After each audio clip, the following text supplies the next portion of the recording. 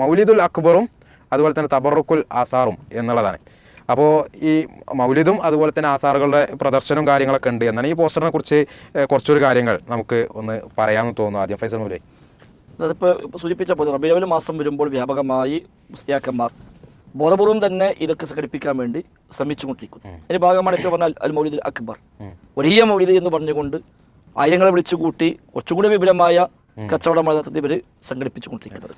നമ്മൾ എല്ലാ വർഷവും വർഷങ്ങളായ ഹുസ്ന പണ്ഡിതന്മാർ ഈ ഇത്തരം മുനാസഭകളിൽ ഈ വിഷയത്തെ പറ്റി ഉത്ബോധനങ്ങൾ നടത്തി വരണം. എന്നാലും അറിയാത്ത ആളുകൾക്ക് വേണ്ടി നമ്മൾ ശ്രദ്ധയിൽപ്പെടുത്തുകയാണ്, ഒരു കാര്യം മതത്തിൻ്റെ ഭാഗമാകണമെങ്കിൽ അത് തീർച്ചയായും അല്ലാഹു റസൂലോ പഠിപ്പിച്ചതായിരിക്കണം. ഖുർആനും ഹദീസിലും കൃത്യമായി പ്രമാണമുള്ള തെളിവുള്ള കാര്യമായിരിക്കണം.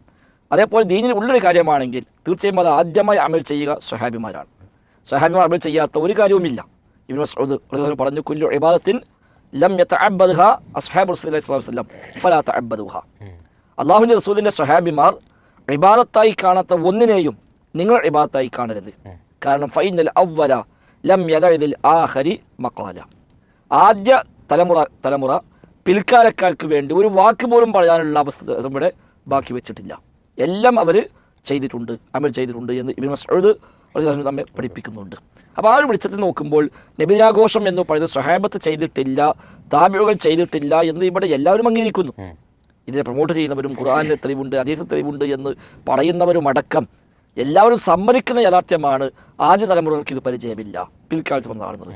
അതുകൊണ്ട് തന്നെ ഇത് ബിദ്അത്താണ്, മതത്തിലേക്ക് പുതിയതായി കൂട്ടിച്ചേർക്കപ്പെട്ട ഒരു ദുരാചാരമാണ് എന്ന കാര്യത്തിൽ സംശയമില്ല.